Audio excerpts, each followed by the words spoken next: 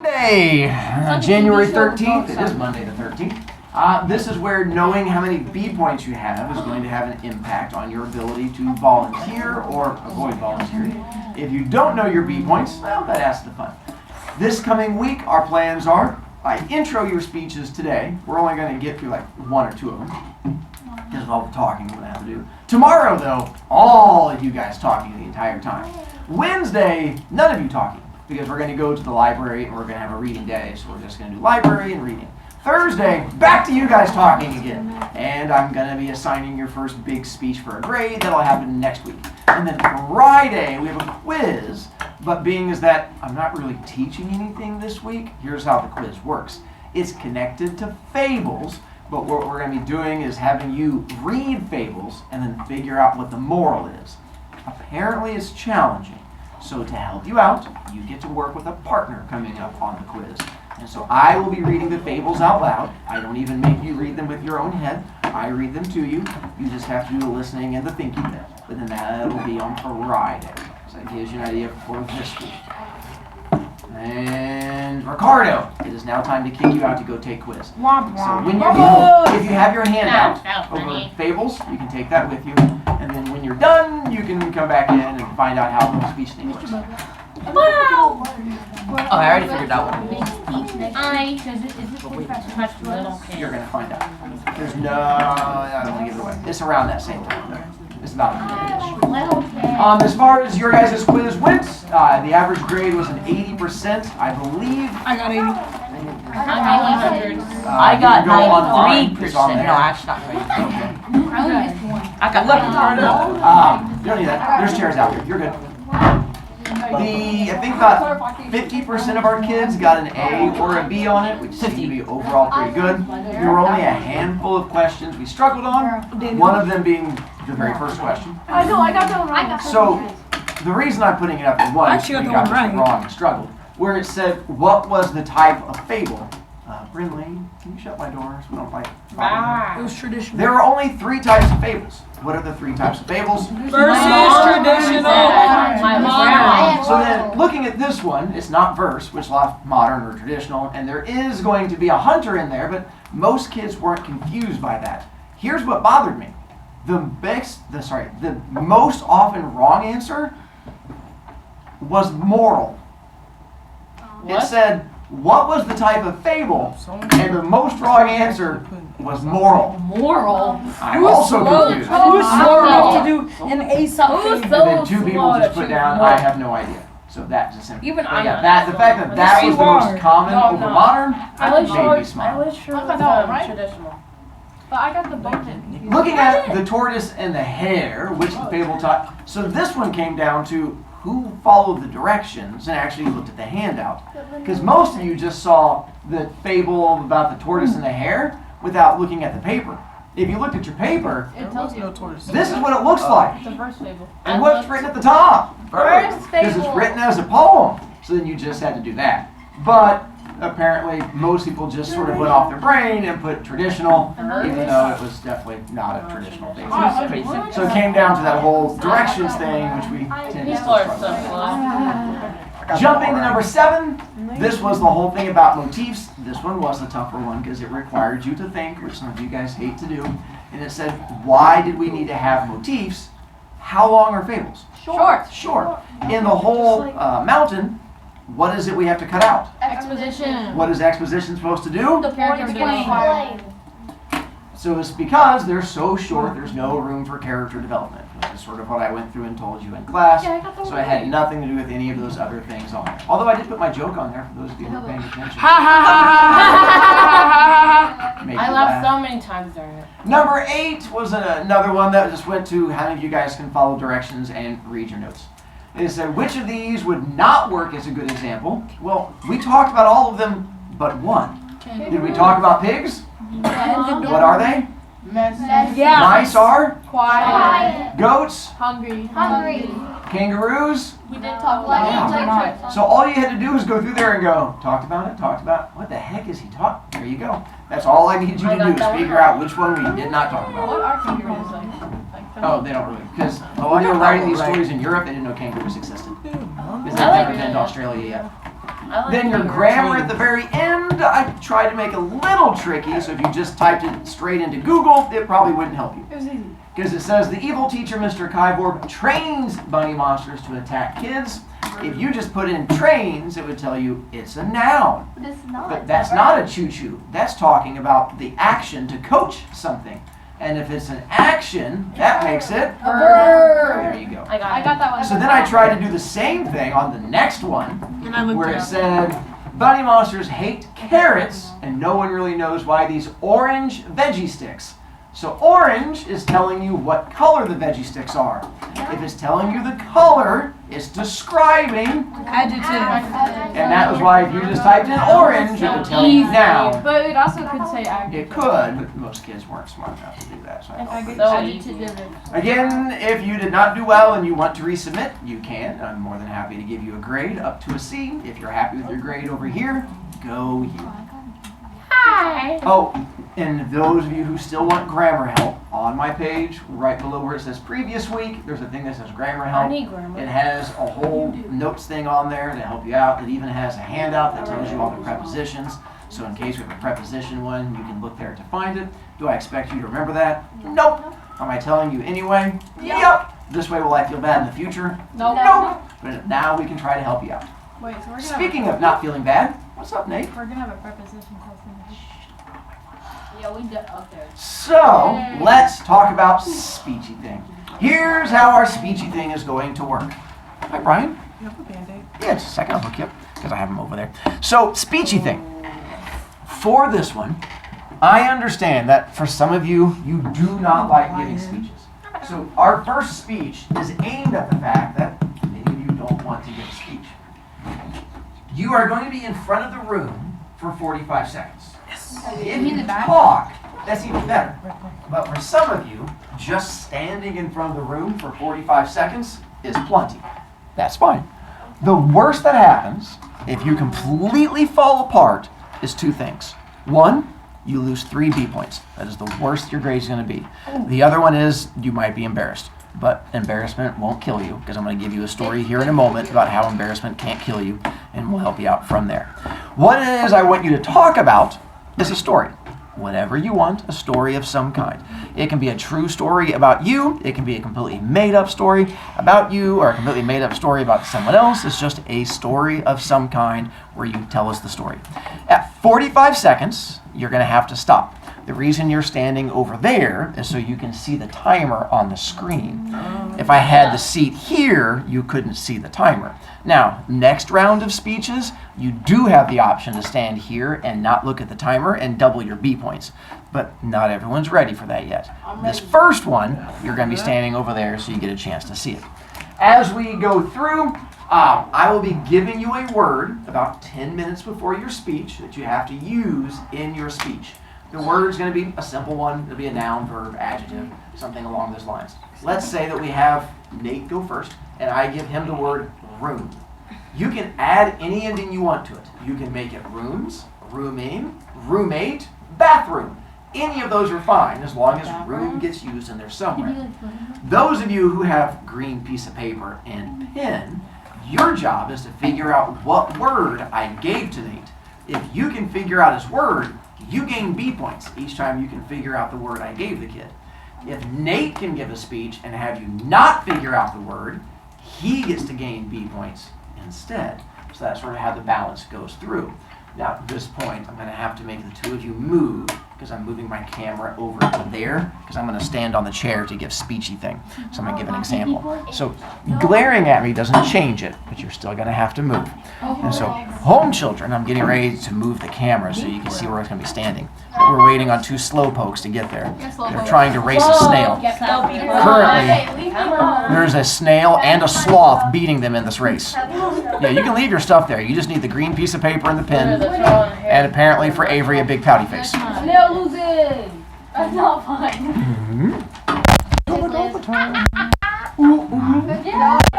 So, home children, see there's a little chair right there. Stand. You can't learn that. You can see me, I paid guy. Not too bad. All right, so here is how speech will work. During speechy thing, you're going to be standing up here on top of chair, facing out at everyone. During speech, you'll be going through and saying your word at some point in speech. Because I'm not making you talk, I still have to teach you speechy things. So for first speechy thing today, we're going to be working on just your overall posture and body while you're up here. So here are the two things we're going to work on. One, not putting hands in pockets. During speech, your hands cannot go in pockets. If you're wearing a hoodie, they can't go into pockets. So you're going to have to put your hands either just awkwardly down to the side. You can do an awkward T-pose. If you want to, you can do an awkward, like on a little teapot thing. Put your hands behind you. You can do like whatever you want. If you're a hand talker, is fine. If you put hands in pockets during speech, you will know you've done that because I will go, pockets, in the middle of your speech, making you then jump, and you pull your hands out of your pockets to help you out. The other thing we're going to work on is not being distracting with your body while you're up here, which means the not rocking back and forth and wiggling. One, that's why you're on a chair. So if you wiggle too much and you go wiggle, wiggle, wiggle, and then down you go and you bounce off the ground, we learn a lesson. So if I see you rocking or moving, when I say rocking, that doesn't mean you're like, woo-hoo-hoo, and then like rocking. It means stop rocking back and forth. Other than that, you should be good. If you spend your entire 45 seconds just standing here staring at us, that's fine. As long as you can stare at us without having your hands in your pockets. See the 45 seconds while you're giving the speech, you have to remain on the chair the entire time. These parts right here, where it says may not list or whisper, that is rules that previous kids have come up with because the whole goal is you're trying to guess a kid's word, and they said it was unfair if you whisper your word because kids would try to get tricky. If we can't hear your word, it doesn't count. As an example, if Nate is giving his speech, and he's like, one day when I came home from school, I decided to go running up to and I was like, I can't believe I'm in here, right? And we're like, what was that? It doesn't work if we can't hear it. So your voice has to be loud enough for us to hear it. The other one, and this is the one most kids mess up, you cannot put your word into a list of things. It makes kids get all angry and ragey at me. So if you put your word in something, you cannot have more than like 2 things listed. Again, example, I'm Nate. When I went home yesterday, I went to all of my favorite places in my house. The kitchen, the basement, outside, the bathroom, my bedroom, my parents' room. And you're just going, that doesn't work because you just listed 12 things and you're like, It was obviously no, outside. it's gonna. So if you hear me say your word is in a list, it means you have to say your word again, but not in a list. Otherwise, it does end up costing you the 3 B points. Then, on your piece of paper, on your green piece of paper that you see in front of you, here's what you're going to be doing. In the number 1 spot, put my name, because I'm going to give you an example speech where I go first. Your first name or your last name? Doesn't matter to me. You can either put Mr. or you can put Broviak. Then, you're going to be writing your guess for me in that next spot over. Hopefully you've already written your name on here, so I would not have to make fun of you having no first or last name on it. That's silly. Look at me. I'm Good job, responsible I'm kids. very responsible. I'm going to be more This responsible is over where you have to do the writing in pen. Again, this was created by past students who try to prevent kids from cheating. Because if you do it in pencil, you can then cross it out and erase it, and kids get all yelly. If it's in pen, it's a lot harder for kids to cheat. Not only do you have to write it in pen, you have to show it to someone. So if you don't show it, it does not count. So you have to make sure another human being sees it for it to qualify and count. Here's how the point thing works. Children, we're going to move us back. Didn't you just show everybody? Yeah. Then, as it goes through, if Nate can give his speech and no one guesses his word is room, Nate gets 3 B points for giving a solid speech that no one can figure out. If one person can guess it, if he gets done and Connor raises his hand and he was like, I had room, and no one else had it and just Connor does, Connor gets 3 points and Nate gets nothing. If anyone guesses your word, you get nothing. 2 to 3 people get 2 points each. 4 to 6 people, they get 1 point each. 7 to 9, no one gets points. No one gains points, no one loses points. As soon as we hit 10 people or more guessing, you then start losing B points. because that means that you didn't give as strong of a speech. All the way down to if 15 or more people guess your word, you lose 3 B points. This usually only happens in one of 2 cases. One, a kid just doesn't like giving a speech and just stands up there and then freaks out and stares at us and just goes, room, I like rooms. We're in a room. I have a bedroom. This is a room. Let's go to rooms. 40 seconds left. And they'll just, that'll happen. In that case, you're going to end up, because the whole class is like, well, he said room 12 times. So, and they'll write it down. The other time that you'll end up losing points is kids who get so excited giving a speech, they forget to say their word. And if you get done and we go, what was your word? And you go, oh no, and you realize you didn't say it, you have the option to just lose your 3 B points or do your speech again. Some kids would rather die than give a speech, and they're like, oh, I just lose the points. Other kids are like, I don't mind, I'll give the speech. You get your choice. I give you that option as we go through. Then, that's what I've always wanted. From there, when you see chair, going back over this way, fun game. Here's how my fun game works for me. I don't mind if you talk between speeches. I completely understand you guys have to sit all day talking between speeches. I'm fine with. When I am ready for us to move on, when you see a kid standing on this chair and that screen and you talk, I get to charge you points. Okay. Now, if that screen is up and people are standing on the chair, I don't care if you talk. It means I'm not ready yet. If that screen is up and no one's on the chair, we're not ready to go. I don't care if you're talking. If that screen is up and person on chair, now I get to be mean to you. Now remember, I'm also a horrible person, which means I will leave it on that screen with the person standing here until I'm ready to go, and then I don't say anything. I'm just going to go click, and then in my head I'm going to go 1 Mississippi, and then I look around for anyone still talking, and I just start charging you points. Because this requires you to be smart enough to look that way and this way and think at the same time. And for many of you, that's just too much. And you're just like, argh, and things happen to you. Aside from, can I volunteer, which we're going to talk about in a moment, questions. Addie. Can it be like a word like it's bedroom and it was like the word room? So when you do that, it means that, let's say I give you the word room and you make it bedroom, then if someone writes down bedroom, that counts as your word. So that's fine. If you change it, it's whatever you said. Now, if your word is room and you say room and bedroom, that's different. In that case, you have a chance for an argument, and I can go with that too. All right. So we're getting ready to take our first volunteers here in a moment. If we have 2 kids volunteer, whoever has the most B points gets to go in front of other people. If no one volunteers, then we just get to start picking random people. Whoever the last volunteer was is the one that starts picking people after that. We're going to be back for you in a moment, so hang on. You just sit there and just stare at the screen. Then for you guys, before we do our first one, I have a short story to tell you. I understand that for a lot of you, speeches freak you out, and so for many of you, the thought of breaking down and crying in front of the class is the worst possible thing you can imagine. So what I want to do is give you a story about a kid who cried during a speech and did not die. I even took a picture of the kid so you can see them. This is a picture of the kid who had issues. He broke down and cried. So this particular time happened when I was in 9th grade, my freshman year. I know I gave speeches before that, but they don't really stick with me. And I was not the same person as a kid I am now. When I was a kid, I was the shy, quiet, scared kid that would sit in the back of the room and not talk at all. So the idea of giving a speech was horrifying to me.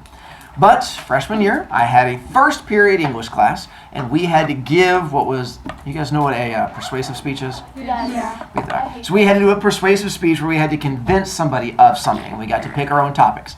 I chose animal testing, where the idea of like testing makeup on like bunny rabbits and medicines on animals and stuff like that. And I was nervous, but I had been practicing this at home over and over again before it was my time to go, and I felt fairly strong with the whole thing.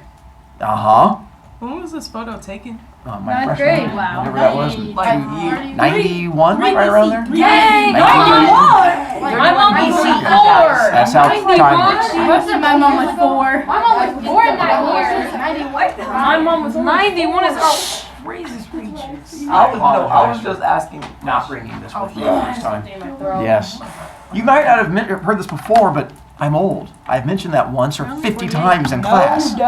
Good job. So with this particular time, to help me get through it, there was a girl I had a crush on in that class. And I had convinced myself that Joanna would fall deeply in love with me if I could give a really good speech. And I figured that was sort of how I would build up confidence. I was going to give a speech. She was going to be so impressed by my speech giving skills. She was gonna be like, "You're terrific." And I'm like, "I know." And then things would go great. And I remember she sat up in the front of the room, over to the left hand, like in this area, and which helped me because I knew I could make eye contact with her the whole time during the speech, which may come across as awkward and creepy, but that's probably because it was awkward and creepy. But in my head, it was going to make perfect sense.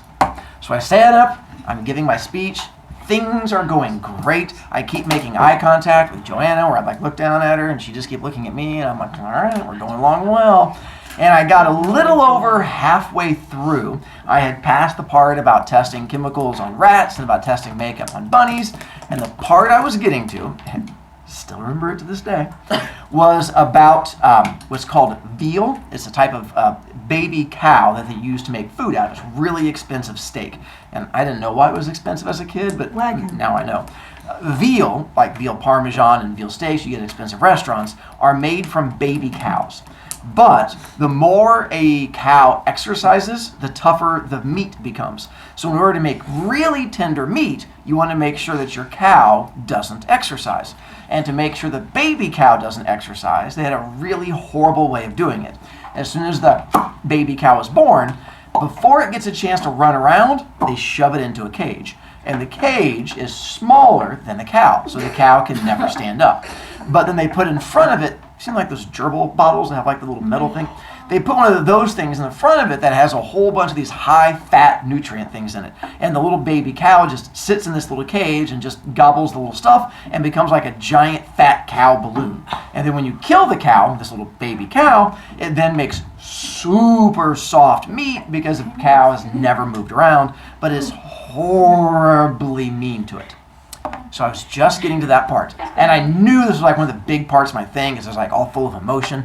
And I'm like, I'm going to nail this one. And to make sure, I looked down at Joanna to make sure that she's ready for what's coming right home. Why does he keep looking at me? Why does he keep looking at me? Because the part earlier when you talked through it and you lost the points then was me saying Joanna sat in this seat. So I'm going to keep looking at it. But you kept yelling and you missed that part, which is why I get to charge you the points now. Isn't that the best? So I make eye contact down looking at Joanna, who didn't freak out as much as Jaden because she paid attention. And I look down at Joanna, and the problem was, first period class, she yawns. But not a little yawn. She commits. I look at her, and she goes, like one of those yawns, like the little lips are going like a cartoon character. And it was enough. It completely threw me off, where I realized I'm not impressing her. I'm putting her to sleep. And I was like, and in my nervousness, I took my note cards and shuffled them. Which then, when I try to continue, I look down and go, oh, that's not. And I went, oh, and all of a sudden I look up and the whole class is staring at me, and I'm like, oh. But I'm gonna try to be strong. But I realize I'm hosed, and all of a sudden, tear just starts to come down the corners of my cheeks. And I have that moment of going, oh my God, am I crying? I'm crying. But I'm like, okay, you're a big boy, you're 14, you can push through this. Maybe if you just continue your speech, they won't notice. So I just pushed through my speech. Problem is, they noticed. Because as I was like, and so, I have these baby cows that are born. And they come out and put them in. And I just pushed through my speech as best I can. Now the class is quiet, and when I glance up, it is just the entire time staring at me. and I pushed through my speech with just tears coming down the corners of my eyes, and I just try to get to the end, and I no longer make eye contact with Joanna because I don't want to see her die or me dying in front of her, and I get to the end of my speech. I'm like, this, why we shouldn't test on animals. Thank you. And I walk back to my seat. Quiet. There is nothing as I go back to my seat. And I sit down, and I never if you've had that moment where you feel like people are staring at you. They were staring at me. Like I could feel it the whole time walking back. The whole class was like, as I went by, and I went and sat in my seat, and my friend in the class, John, sat right next to me. And I remember I sat there, and I would not look at anybody. I was just looking at my note cards, and I just got like looking like, oh, look at that, interesting note cards right there in front of me. Let's go to the first note. And John is just staring at me right next to me. So eventually I was like, I look over at him, he goes, oh my God. And I went, uh-huh. He goes, wow. And I went, killer, man. uh-huh. He goes, how am I supposed to follow that? I'm up next. And I went, he goes, I don't even care about my topic. And you care about yours so much you started crying? And I went, what now? Apparently, he and the rest of the class assumed my tears were because I cared about the animal testing happening on these animals, and that's what broke me. Because they didn't know that I had a crush on Joanna sitting in the front row and that she yawned, and that's what broke me. And when I got my grade back from my teacher, at the top was written, I wish all of my students had as much emotion about their topics as you did. And I was like, so I did not tell anyone throughout entire high school. And people would bring this up like years later when we'd have to give speeches. Like, you remember when Brovicast gave that speech our freshman year? And he was like crying because he cared about the topic. And I'm like, yeah, because I cared about the topic. And I planned on taking that story to my deathbed because it was one of the most horrifying things I went through. And it really, well, that was a bold move to make. At least you were right in front of me when you chose to do it. And so wasn't until I started teaching and I had a kid freaking out about speeches, and he was like, there's no way I could give a speech. I'm like, what's the worst that happened? He's like, I start crying. I'm like, if you cry in front of the class, it doesn't kill you. He's like you know. And I went, well, funny story about that. And that was the first time I told that one. And they were like, really? And I'm like, I wish it was a lie. Trust me, years of me trying to get past that moment. So if you cry, it could be worse. You could have a crush on someone in the class, and you could be dying right in front of them and think it's the worst moment ever. JK. She did not. Surprisingly enough, women are not as impressed by guys who cry in front of a class as you might think. I thought for sure that was like a perfect in, but apparently no. Later on when I asked her out, she was like, yeah, we're just not for like the same type of people. Oh. She's apparently the type of people that doesn't cry in front of kids. I got an A on it. I mean, because of how good I did with all of my research, that's on it. Home children, we're going to see you when you show up later because now I get to give a speech.